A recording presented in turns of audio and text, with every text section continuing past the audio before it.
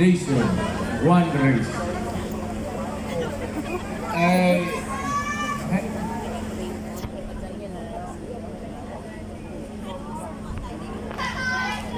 hilang mo.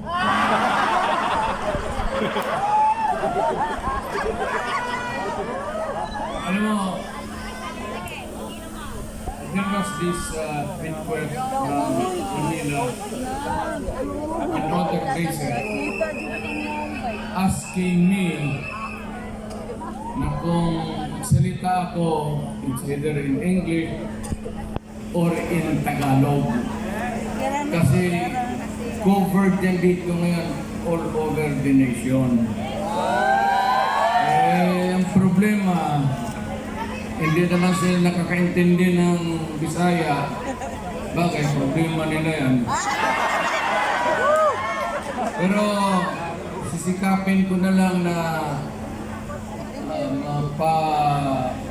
mapaligaya ko na magsalita ako ng English pati Tagalog. Pero ako ay Bisaya. Sana yung sana yung ano ko.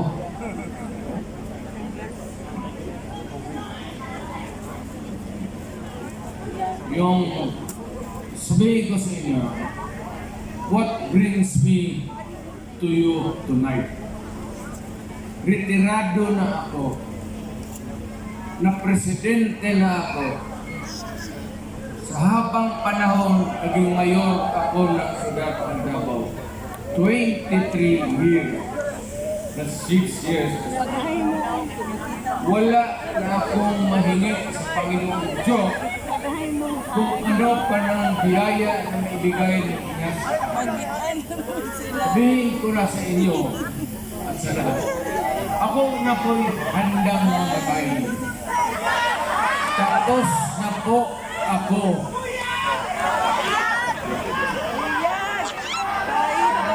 Paano tayo mamatay niyan kung buya-buya kayo ito?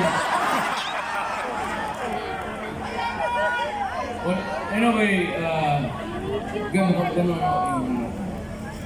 Napilitan lang akong lumabas dahil dito. Now remember that we are not choosing or electing or campaigning for any person. There is no election coming our way. There is no candidate or candidates that we are rooting for, but rather we are talking about the fundamental law of the land. It's the highest. Kaya nga, pag ito ang ginalaw mo, magkakaroon talaga tayo ng problema. Ever since, noong panahon ni Marcos, yung tatay niya, yun ang unang tao na ginagalaw yung konstitusyon. A constitution is supposed to be permanent. It is more or less ilang taon. Hindi ginagalaw yan.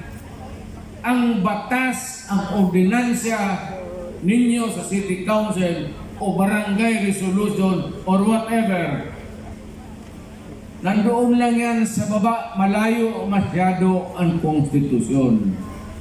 Why? Sabihin ko sa inyo, pag wala itong konstitusyon, putang ina, maghiwalay-hiwalay tayo. Totoo yan, kami sa Mindanao. Mayaman man kami doon, sa lupa, sa lahat. So, ang aming buwis, malalaki rin. Kasi ang Davao, ang Mindanao, ang development, malawak. So maraming pera ang gobyerno nakukuha doon. So we can survive. Sabi nga nila, hiwalay ako. But you know, ako dito sa Cebu, Danao ang tatay ko. Nanay ko, Mindanaoan. May kunting, ako, Moro blood. But yet, I said, I'm forced to come out. Why? Because I love my country. Period. Yan ang sinasabi ko.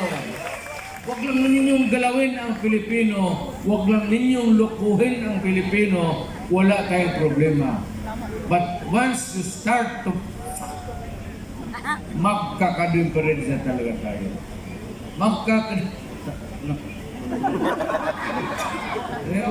Parang Mindanao, lumilipad ako kung saan. At nagarani naman kami sana sa mga lugar. Mind you, except for Cebu, and of course Davao, dito kami nakakuha ng permit. Although, nirevoke kasi sa Freedom Park ng sana tayo. Look at the incongruity of it all.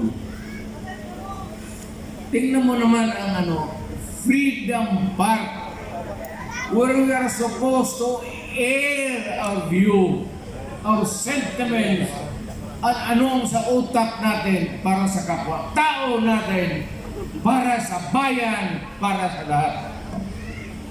Yan sana kaya nagtawag Freedom Park.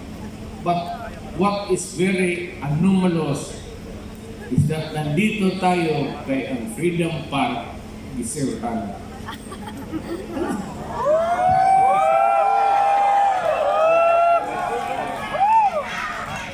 Sa katagal-tagal kong pagkamayor ay never did it. Sinong gustong mag-rally doon? Maranao, Maguindanao, Moro people, Miswari, nasyonalista, liberal, PDP noon election. Gamitin mo. Huwag ng permit. Sa Davao, walang permit. Mamili lang kayo doon sa caretaker sa plaza. Anong araw na bakante itong plaza? Magpa-schedule kayo. O sige, amin itong araw na ito. Inyo yan. Bakit? Alam mo bakit? God damn it, this is a public place. Hindi ito may-ari ng syudad. Hindi ito may-ari ng tao. Ang may-ari nito ang buong Pilipinas. Kailangan ipasok ninyo yan sa utak ninyo. Kaya tayo nagmamahalan dahil isang lahi na magkamukha tayo.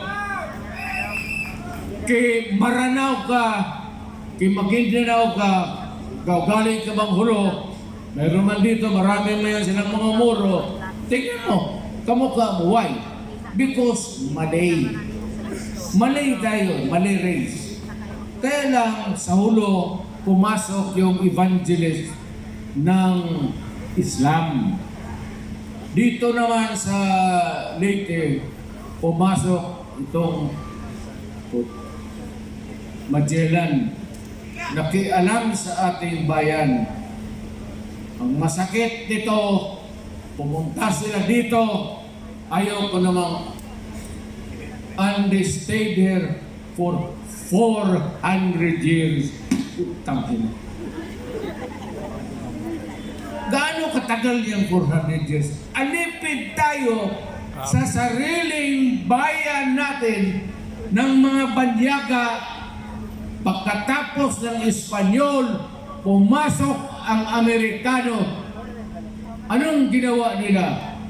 Yung lahat ng magagandang kahoy natin sa bukid, lahat ng minerals na nakuha nila na madali nilang hukayin, kinuha nila.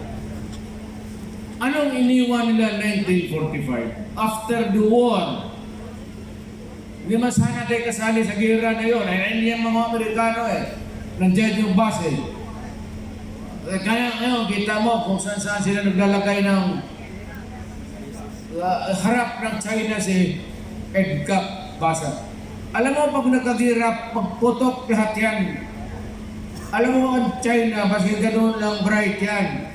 Ang missile na yan nakatutok na sa Pilipinas. Kaya, hindi ako galit sa Amerikano.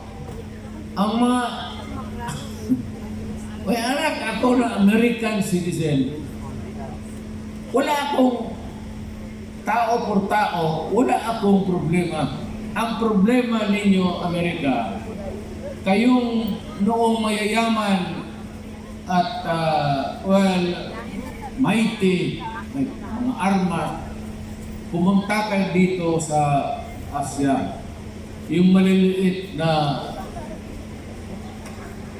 kinuha ninyo, conquered, ano rin. Yan ang history. Ngayon, okay lang. Binigyan tayo ng Independence Day. Wow, thank you. Before I forget. Pasalamatan ko. Ang mahal ko to, alam nila. Yung mga pulis na militar. Maraming salamat sa inyo. Akin yan. Maniwala kayo. Akin yung militar pati pulis. Ang tao yan. Hindi yan nakatutok kaninong umuupo dyan sa putang inang. Alam ko yan kasi galing ako sa Malacanang. Alam mo yan mga militar pati pulis, pag luko-luko ka dyan, iiwanan ka talaga. Magkudita yan, loko. Magka-Pilipino yan. Yang pulis inyo yan, militar inyo, huwag kayong matakot. Magpunta dito, wala yan. Iniisip yan, bayan, pati tao, pagsisilbihan nila. Inyo yan. So, mahalin ninyo ang militar, pati pulis. Mabuhay sila. Kasi kung wala yan, matagal na tayong kinain doon sa South, ang insurgency,